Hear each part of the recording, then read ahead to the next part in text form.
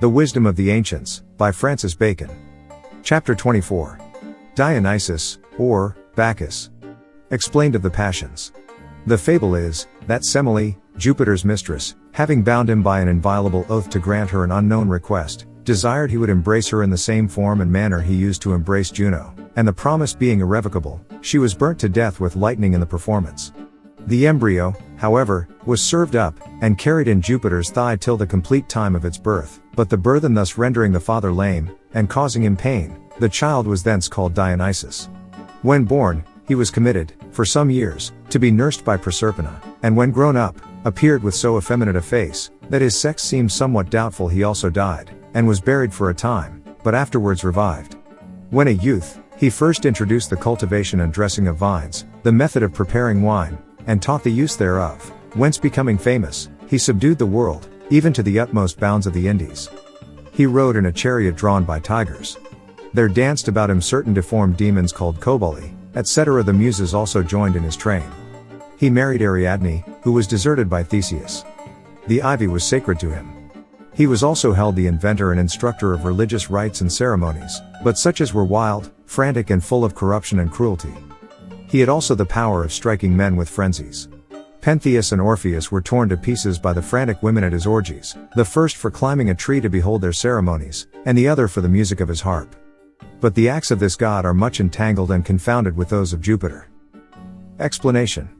This fable seems to contain a little system of morality, so that there is scarce any better invention in all ethics. Under the history of Bacchus is drawn the nature of unlawful desire or affection, and disorder, for the appetite and thirst of apparent good is the mother of all unlawful desire, though ever so destructive, and all unlawful desires are conceived in unlawful wishes or requests, rashly indulged or granted before they are well understood or considered, and when the affection begins to grow warm, the mother of it, the nature of good, is destroyed and burnt up by the heat.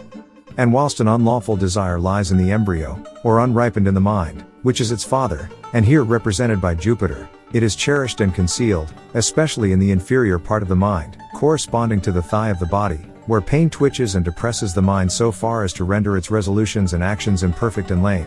And even after this child of the mind is confirmed, and gains strength by consent and habit, and comes forth into action, it must still be nursed by Proserpina for a time, that is, it skulks and hides its head in a clandestine manner, as it were underground, till at length, when the checks of shame and fear are removed, and the requisite boldness acquired, it either assumes the pretext of some virtue, or openly despises infamy.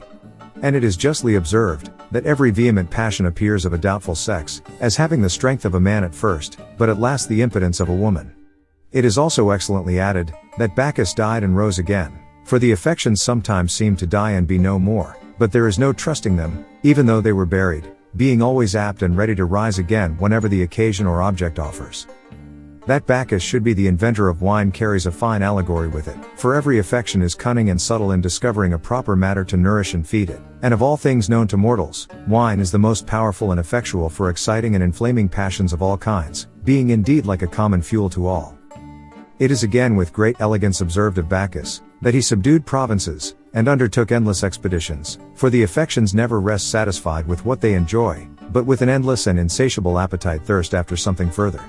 And tigers are prettily fain to draw the chariot, for as soon as any affection shall, from going on foot, be advanced to ride, it triumphs over reason, and exerts its cruelty, fierceness, and strength against all that oppose it. It is also humorously imagined, that ridiculous demons dance and frisk about this chariot, for every passion produces indecent, disorderly, interchangeable, and deformed motions in the eyes, countenance, and gesture, so that the person under the impulse, whether of anger, insult, love, etc., though to himself he may seem grand, lofty, or obliging, yet, in the eyes of other, appears mean, contemptible, or ridiculous. The Muses also are found in the train of Bacchus, for there is scarce any passion without its art, science, or doctrine to court and flatter it, but in this respect the indulgence of men of genius has greatly detracted from the majesty of the Muses, who ought to be the leaders and conductors of human life, and not the handmaids of the passions. The allegory of Bacchus falling in love with a caste mistress is extremely noble, for it is certain that the affections always court and covet what has been rejected upon experience. And all those who by serving and indulging their passions immensely raise the value of enjoyment, should know, that whatever they covet and pursue, whether riches, pleasure, glory, learning, or anything else. They only pursue those things that have been forsaken and cast off with contempt by great numbers in all ages, after possession and experience. Nor is it without a mystery that the ivy was sacred to Bacchus, and this for two reasons. First, because ivy is an evergreen, or flourishes in the winter, and secondly, because it winds and creeps about so many things, as trees, walls, and buildings, and raises itself above them. As to the first, every passion grows fresh, strong, and vigorous by opposition and prohibition, as it were by a kind of contrast or antiperistasis, like the ivy, in the winter. And for the second, the predominant passion of the mind throws itself, like the ivy, round all human actions, entwines all our resolutions, and perpetually adheres to, and mixes itself among, or even overtops them. And no wonder that superstitious rites and ceremonies are attributed to Bacchus, when almost every ungovernable passion grows wanton and luxuriant in corrupt religions, nor again, that fury and frenzy should be sent and dealt out by him, because every passion is a short frenzy, and if it be vehement, lasting, and take deep root, it terminates in madness.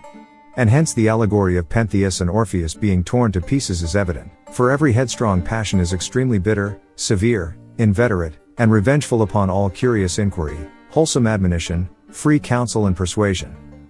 Lastly, the confusion between the persons of Jupiter and Bacchus will justly admit of an allegory, because noble and meritorious actions may sometimes proceed from virtue, sound reason, and magnanimity, and sometimes again from a concealed passion and secret desire of ill. However, they may be extolled and praised, insomuch that it is not easy to distinguish betwixt the acts of Bacchus and the acts of Jupiter. The end.